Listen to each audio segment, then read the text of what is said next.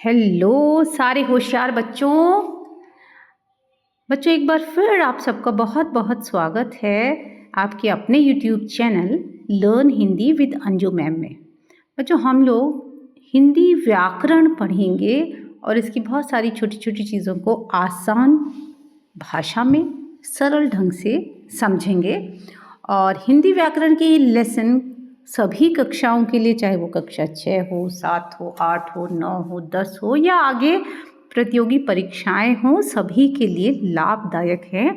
इसलिए सभी बच्चे आसानी से इनको समझ सकते हैं। और व्याकरण के ये क्लासेस अगर आपने कर लिए तो आप निश्चित रूप से हिंदी व्याकरण को बहुत अच्छी तरह से और आसान ढंग से समझने लगेंगे और भूलेंगे भी नहीं। तो आज हम लोग पढ़ने जा रहे हैं सबसे पहला कि शब्द क्या होता है और पद क्या होता है ना।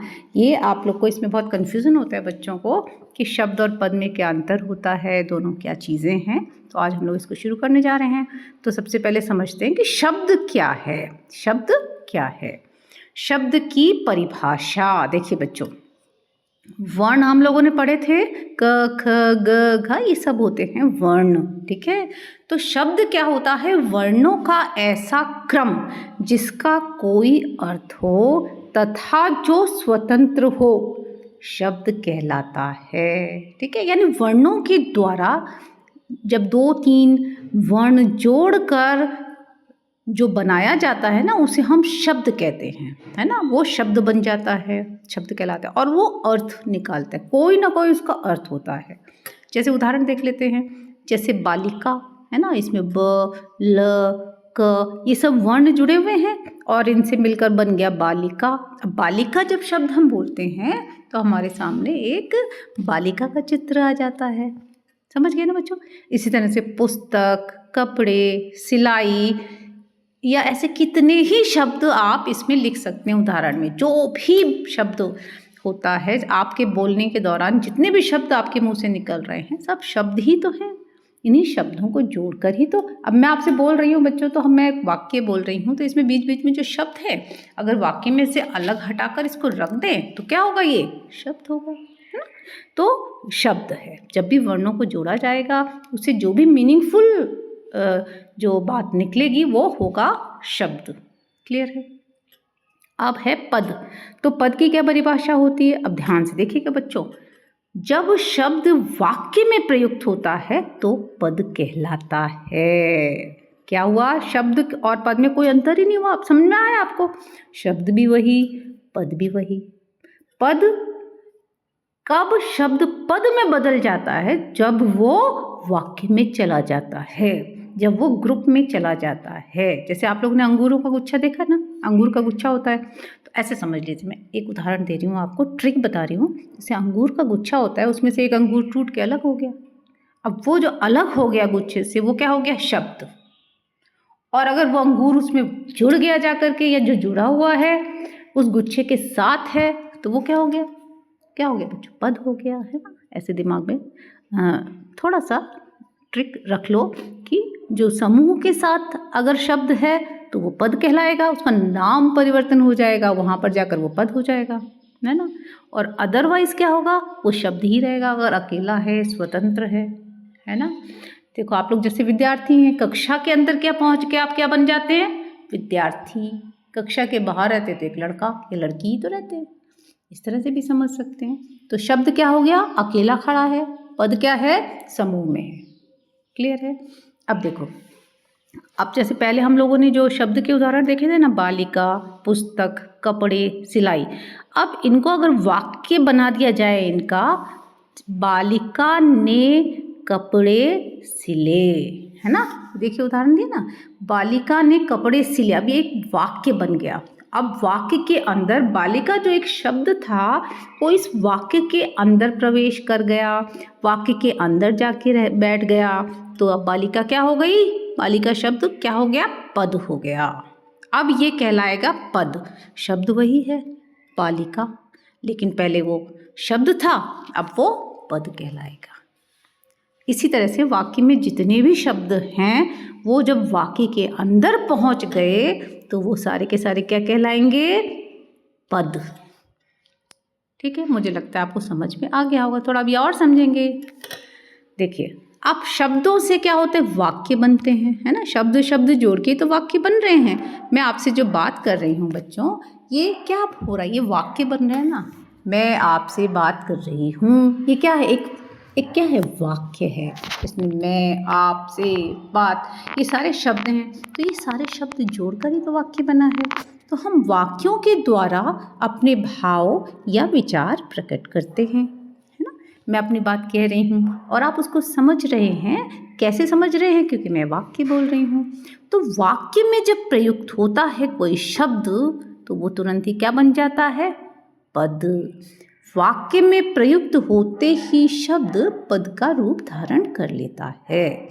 और क्यों ऐसा, क्या उसका नाम क्यों चेंज किया हमने, उसको भी समझिए कि वास्तव में शब्द जब वाक्य में प्रयुक्त होते हैं तो लिंग, वचन, कारक, काल, वाच्य आदि के कारण उनका रूप बदल जाता है ना। जब आप वाक्य में होता है शब्द, तो उसे वाक्य के नियमों को मानना पड़ता है।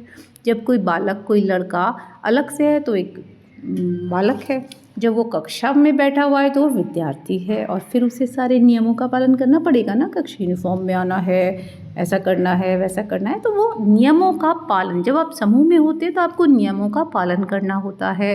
इसी तरह से शब्द जब समूह में प्रवेश कर लेता है तो उसका नाम क्या हो जाता है, पद। और उसे वाक्य में के अनुसार लिंग, वचन, कारक, काल, वाच्य, यानी कि ग्रामर के जो भी रूल्स हैं उनको फॉलो करना पड़ता है। उसकी स्वतंत्रता खत्म हो जाती है। इस तरह शब्द वाक्य के नियमों में बंध जाता है और वह स्वतंत्र नहीं रहता। शब्द के इस रूप को पद कहते हैं। ठीक है, बात वही है, वही शब्द है ना। पहले उसको शब्द कहेंगे, वही वाक्य में जाके बैठ गया तो कहलाएगा पद।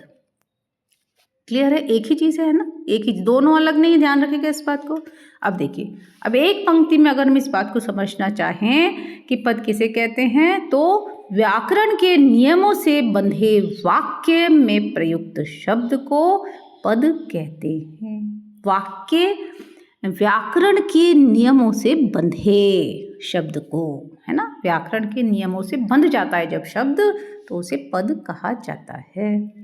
ठीक है, तो एक पंक्ति में ये हो गई इसकी परिभाषा हमने। और शब्द की हमने देख ली थी कि वर्णों का क्रम जिसका कोई अर्थ हो वो शब्द कहलाता है।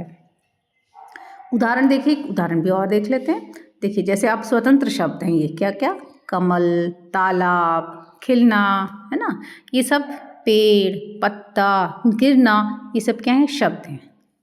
अलग से इन शब्दों को जब रखा जाएगा तो ये व्याकरण के नियमों का इन पर कोई प्रभाव नहीं पड़ेगा, ये बिल्कुल स्वतंत्र हैं।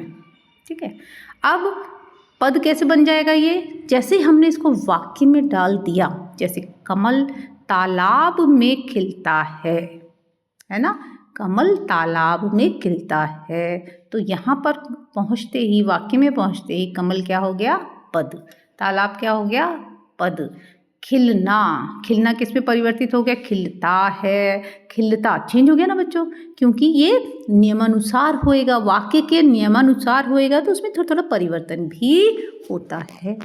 अब देखो, पेड़, पत्ता, गिरना, ये स्वतंत्र शब्द थे। अब इनको जब पद में डाला गया तो क्या बना, पद कैसे हो गए ये, जब ये वाक्य के अंदर चले गए। पेड़ से पत्ता गिरता है ना। अब गिरना भी यहाँ गिरता हो गया, देख लीजिएगा, पेड़ से पत्ता गिरता है। तो आगे हम लोग जब उदाहरण और देखेंगे तो और अच्छे से समझ में आ जाएगा। अब हम लोग वैसे तो इसका अंतर आप लोग समझ गए हैं, लेकिन एक क्लियर ढंग से इसका अंतर और समझ लेते हैं। शब्द व पद में अंतर क्या होता है। अब देखिए, शब्द वर्णों की स्वतंत्र एवं सार्थक इकाई है। स्वतंत्र, मैंने बताया आपको, शब्द स्वतंत्र होता है, वर्णों को जोड़ के बनता है, और सार्थक इकाई क्यों कहा जा रहा है, क्योंकि उसका कोई ना कोई अर्थ भी होता है ना। फिर, और पद क्या है, पद वाक्य में प्रयुक्त शब्द हैं। सिंपल सी बात, पद वही चीज़ है, शब्द ही है, लेकिन वो वाक्य में जब प्रयुक्त हो गया तो उसका नाम हो गया पद। क्लियर है। दूसरा अर्थ देखिए, शब्द का मात्र अर्थ परिचय होता है ना। किसी शब्द का हम कहते हैं शब्दार्थ। आप लोग अपनी किताब में शब्दार्थ याद करते हैं ना। शब्द क्या है उसका अर्थ बता दो, शब्द का क्या बता दो, अर्थ बता दो। तो शब्द का मात्र अर्थ होता है, इसलिए केवल उसका अर्थ बताया जाता है, उसका एक ही परिचय होता है, भाई इस शब्द का क्या अर्थ है, बस इतनी सी बात। लेकिन पद का परिचय कैसा होता है, व्याकरणिक परिचय होता है। क्यों? क्योंकि हम लोग ने अभी तो बात की कि वो व्याकरण के नियमों से बंध जाता है, क्योंकि वो वाक्य के अंदर होता है। तो वाक्य में बाकी भी तो शब्द हैं, उन सब के साथ उसको मिलजुल कर चलना पड़ेगा। तो पद का पूरा व्याकरणिक परिचय होता है, व्याकरण के अनुसार क्या है वो। अभी हम अब उदाहरण के माध्यम से इसको भी, परिचय को भी समझ लेंगे। तीसरा अंतर क्या है, शब्द का मूल स्वरूप कायम रहता है और मूल अर्थ एक होता है ना। शब्द जैसा होता है वैसे ही रहता है और उसका एक ही अर्थ होता है। जबकि जो पद होता है, एक शब्द में प्रत्यय जोड़कर अनेक पद बनाए जा सकते हैं। पहले हम लोग ने उदाहरण में भी देखा था ना कि शब्द में जब वाक्य में जुड़ के वो पद बनता है तो उसमें थोड़ा थोड़ा परिवर्तन हो जाता है ना। वो प्रत्यय के कारण होता है। जैसे अब देखिए अब देखिए कैसे कैसे बन गया, आ ना जोड़ दिया तो आना, आया, आकर, आए, है ना। आ में कितने सारे प्रत्यय जोड़कर ये इस तरह से अनेक पद बन गए, अनेक पद बन गए, यानी एक शब्द के अनेक पद बन सकते हैं। ठीक है। शब्द जो होगा वो अकेला रहेगा, उससे कुछ भी नहीं बनेगा, ध्यान रखना। केवल पद जो हैं वो प्रत्यय जोड़ के एक ही शब्द की सहायता से बहुत सारे पद बन सकते हैं, पद बन सकते हैं। पद और शब्द एक ही बात है ना। पद लेकिन वाक्य के अंदर है, बस इतना ध्यान रखना है। अगला देखिए, चौथा देखिए, शब्द वाक्य से बाहर स्वतंत्र इकाई होने के कारण इस पर व्याकरण के नियमों जैसे लिंग, वचन, कारक, काल आदि का कोई प्रभाव नहीं पड़ता। बार बार हम लोग इसी बात को समझ रहे हैं कि शब्द जो होता है वो स्वतंत्र एक शब्द है, बस उसका सिर्फ एक अर्थ होता है, बाकी के नियम उस पर लागू नहीं होते, व्याकरण का कोई भी नियम उस पर लागू नहीं होता। लेकिन जो पद है वो भाषा के नियमों से बंधा होता है, इस कारण लिंग, वचन, कारक, काल आदि से प्रभावित होता है। बहुत सिंपल में मैं बच्चों इसलिए समझा रही हूँ कि हर क्लास के बच्चे को समझ में आ जाए। पांचवा देखिए उदाहरण, जैसे हैं दिल्ली है, मृदुल है, पढ़ है, ये सब क्या हैं, शब्द हैं। अब इसको वाक्य जब बना दिया आपने, मृदुल दिल्ली में पढ़ता है, तो अब इसमें क्या हो गया, ये सब पद बन गए। जैसे वाक्य में अंदर आए ये सारे क्या बन गए, पद, शब्द पद में बदल गए ना। शब्द और पद में अंतर को अब उदाहरण के द्वारा समझिए। देखिए, जब शब्द का वाक्य में प्रयोग किया जाता है तब वह शब्द स्वतंत्र नहीं रहता, बल्कि व्याकरण के नियमों से बंध जाता है। ठीक है, हमने अभी इसको समझ लिया कई बार कि शब्द जैसे ही वाक्य के अंदर प्रवेश करता है वो व्याकरण के नियमों से बंध जाता है। जैसे एक उदाहरण है, जैसे शब्द है जीव, है ना, जीव शब्द है। अब इसका हमने वाक्य बनाया, बोला राम के जीव ने 5 दिन पहले देह त्यागी थी ना। ये कक्षा 8 की कहानी से लिया है ये वाक्य। तो ऊपर लिखे वाक्य में क्या है, जीव शब्द के साथ अनेक व्याकरणिक नियम जुड़ गए। जब शब्द था तो केवल जीव एक शब्द था, लेकिन जब वाक्य में प्रयुक्त हुआ तो इसमें व्याकरणिक नियम जुड़ गए। और जब हम व्याकरणिक नियमों का परिचय देते हैं तो हम कहते हैं पद परिचय। ठीक है, जब किसी शब्द का परिचय उसके व्याकरण नियमों के साथ दिया जाता है, उसके वाक्य में प्रयोग के आधार पर दिया जाता है, तो वो कहलाता है पद परिचय। पद परिचय में पद का व्याकरणिक भेद, लिंग, वचन, कारक आदि का ही विशेष रूप से उल्लेख किया जाता है। अब हमें जीव शब्द का पद परिचय लिखना है बच्चों, ये भी आपके एग्जाम में आता है कि पद परिचय बताइए, एक शब्द दे दिया गया, शब्द का पद परिचय बताइए वाक्य में से निकाल के। तो इसको इस तरह से लिखेंगे कि जीव ये क्या है, जातिवाचक संज्ञा। जीव तो किसी का भी हो सकता है, एक जाति का बोध करा रहा है ना। अब ये मत पूछना कि जातिवाचक संज्ञा किसे कहते हैं। संज्ञा का वैसे मैं अलग से आपको अच्छे से पढ़ाऊंगी। जातिवाचक का मतलब होता है कि जिससे किसी संपूर्ण जाति का, जाति के लोगों का बोध होता है, उसे जातिवाचक संज्ञा कहते हैं।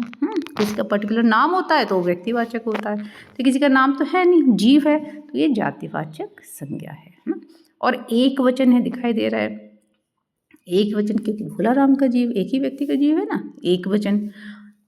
पुल्लिंग, भोलाराम का जीव है तो उसको हम पुल्लिंग कह रहे हैं। और इसमें कर्ता कारक है, कारक कौन सा है, कर्ता कारक, क्योंकि भोलाराम का जीव है ना, इसलिए ये कर्ता कारक है। इस तरह से शब्द का परिचय, पद परिचय लिखा जाता है। आप किसी भी शब्द का पद परिचय इस प्रकार से लिख सकते हैं, है ना बच्चों। ठीक है, आशा करती हूँ कि आपको आज शब्द और पद में अंतर अच्छे से समझ में आ गया होगा। अच्छे से आ गया है तो मुझे कमेंट करके ज़रूर बताइए। चैनल को सब्सक्राइब करिए, क्योंकि अब मैं सारी ग्रामर आपको पढ़ाऊंगी, व्याकरण के सारे नियम आपको समझ में आ जाएंगे। तो अगर आप चैनल को सब्सक्राइब करके रखेंगे, नोटिफिकेशन बेल आइकन को अगर आप ऑन करके रखेंगे तो सारे नोटिफिकेशन आपके पास आ जाएंगे और इजीली आप पढ़ सकते हैं। इसके अलावा अगर कोई पर्टिकुलर चैप्टर आप जानना चाहते, पढ़ना चाहते, तो वो मुझे कमेंट करके बता दीजिए, तो वो मैं प्रायोरिटी के आधार पर वो वाला आपको समझा दूँगी। ठीक है, चलिए इसी तरीके से सुनते रहिए, सीखते रहिए, व्याकरण पढ़ते रहिए, बन जाइए हिंदी के टॉपर्स, और देखते रहिए learn Hindi with Anju ma'am को। अगले वीडियो में आपसे फिर मुलाकात होगी बच्चों। तब तक के लिए जय भारत, जय हिंद।